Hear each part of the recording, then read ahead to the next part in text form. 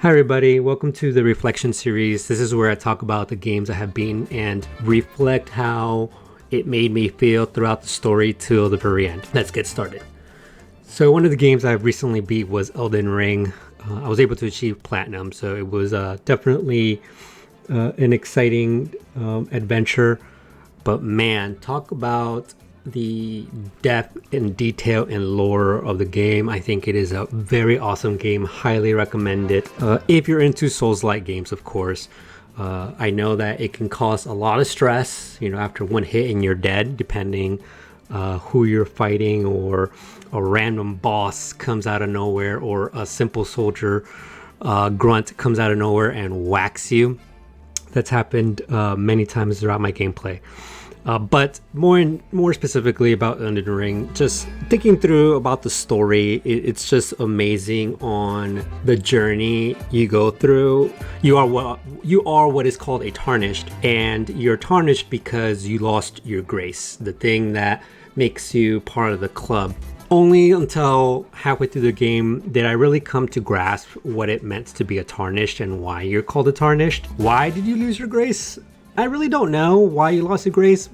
However, it is because that you lost your ability to see the grace or have grace. You got booted off the island, and then you end up learning that somebody cracked the Elden Ring and the land is in chaos. And so you're brought back because they need your help. I'm like, okay, you kicked me out of my own home and now you want me to help you. Bet not for 1 second that I will never forget that as I go and try to fix the house, right? Because somebody messed it up. And so, as you're going through this, I'm there thinking, okay, why am I going through this entire journey when these are the same people that kicked me out of my own home? But all right, fine. Maybe there's some close ties to home. Family is family. In this case, it's just the lands in between. They might have a special place in your heart. However, it still rubbed me the wrong way. And so, as I'm helping, I'm always going through my mind, oh, I will get my piece of the pie and then some. So you go out and, as you're defeating all these demigods, right? Especially like the snake dude. I'm there like, okay, this guy didn't lose his grace for what he did. Like, how come I lost my grace, but he didn't? Or what's her name?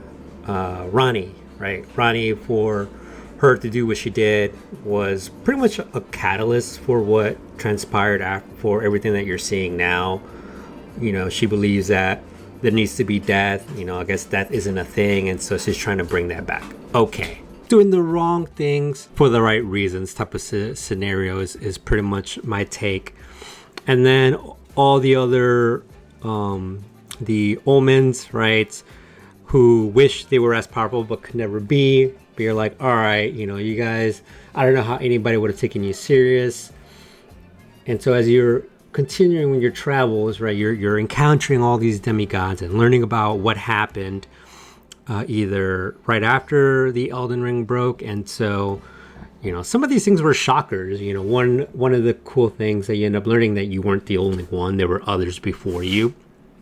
And so you're learning from their experiences. They're like, oh, they eventually saw it, but then lost it. So it's like, wait, what? And then there's those that are just too scared to even do anything, but they are at least able to see the greater picture and help you out. Similar to the one that helps you upgrade your runes. Then you have the daughter of Sir, what's his name? Of Sir Gideon, right? She sees that, order is required, even though she no longer sees the grace. She still has a strong conviction to still keep with the mission, so to speak. So I think that's very interesting. And then you run into other strange characters as well.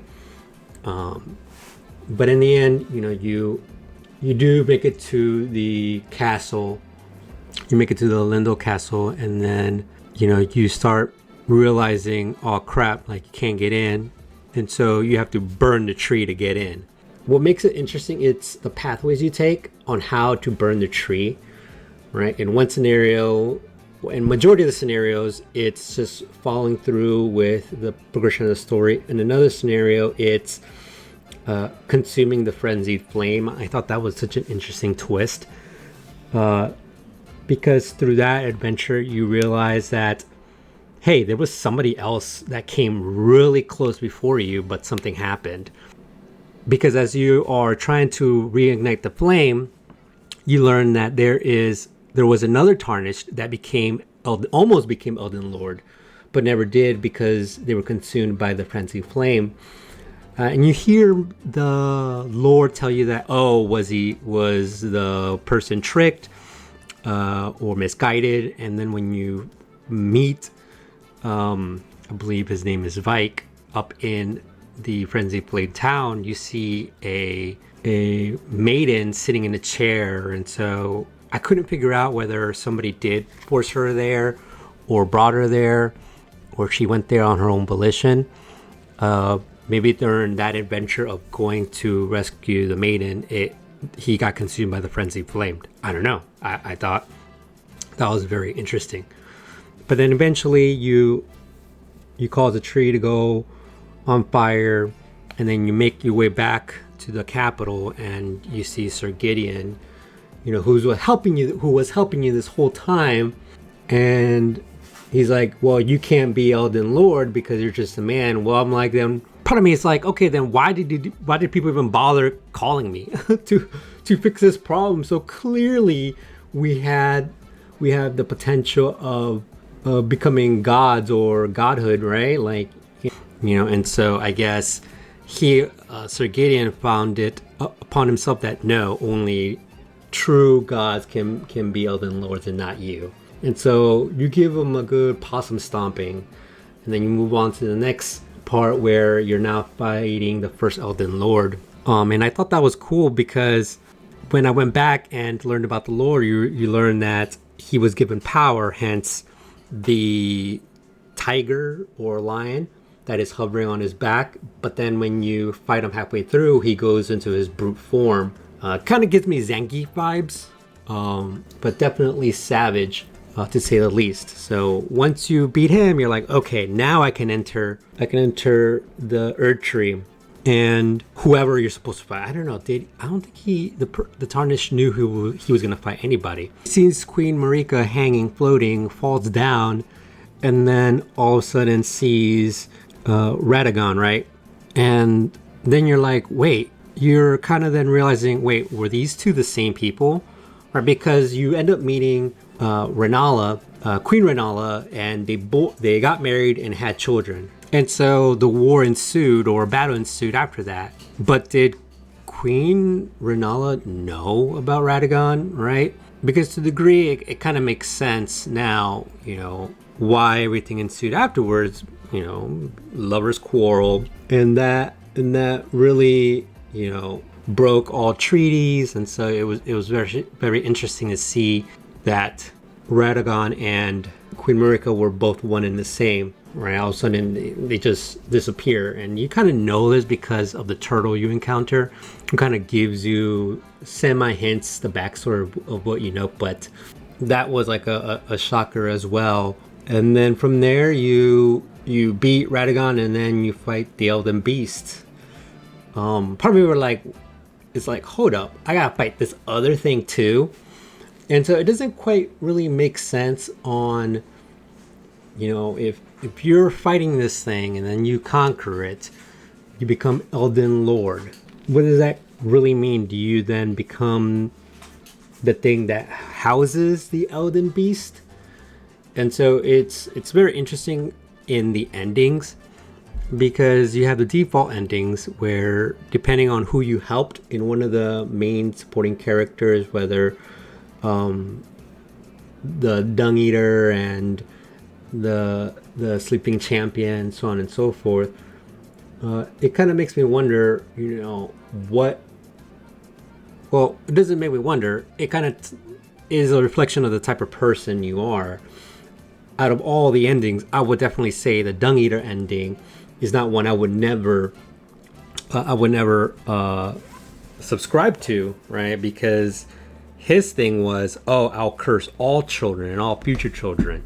Because his thing was, I'll curse all children and all future children, right, to make them all pay. And I'm like, I'm a firm believer the sins of the father shouldn't be weighed down, passed down to their children. So that to me was the worst ending. The correct, what I think was the best endings, both, is when Ranni asks you to join her. So her in creating a world where there's death now, hence what started the whole thing. It's like, okay, you know, she wants to bring proper balance. But also, even the Frenzied Flame ending, I think, is also a correct ending, because that's just wiping away everything and starting fresh. Like, everything is just so ruined. Let's just completely start from zero. I mean, at that point is what are you really saving, right? Everything is in ruins. The Elden Ring is broken in pieces. So much corruption and backstabbing was done. Like, how do you fix any of that? And so I think the Frenzied Flame ending was another correct one, and then everything was in between.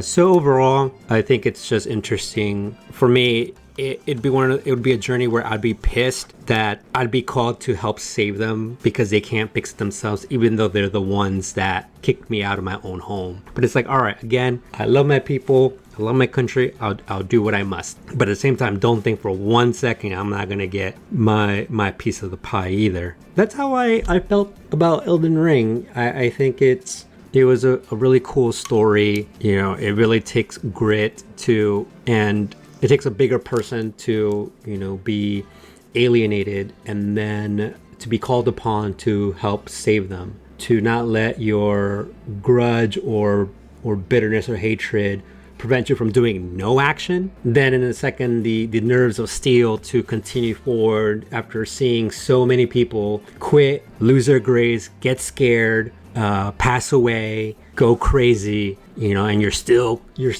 moving forward. And then just questioning how everybody else can keep their grace but you didn't, seeing like the atrocities other people did, like Ranni and like all her siblings, like they all did like something crazy, and yet they're still powerful, they still keep their powers and godhood. So I thought that was very interesting. As you continue your journey, you're like, hold up, how come they keep their powers but I can't? But you're like, whatever, I'll fix it. And as you're going through these things, you're determining like, how am I going to fix it? But again, Dung Eater's ending is the worst. I would never do that. And definitely Ranni's ending and the Frenzied Flame ending is one that I would definitely opt for. Even though the Frenzied Flame ending was very creepy, they really made you work for that. You know, just from the music and just seeing all those bodies like that, like going crazy, and only a select few actually survived. And then it made sense. Knowing that, now I know why all the nomads had the glow in their eyes. I didn't really pick up on that, and the instrument too. You're like, oh, okay.